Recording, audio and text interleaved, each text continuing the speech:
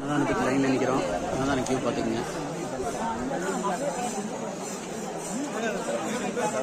செம்ம கிளைமேட்டுங்க. இங்கே மலை மேலே மழை வர மாதிரி இருக்கு. சரியான கிளைமேட்.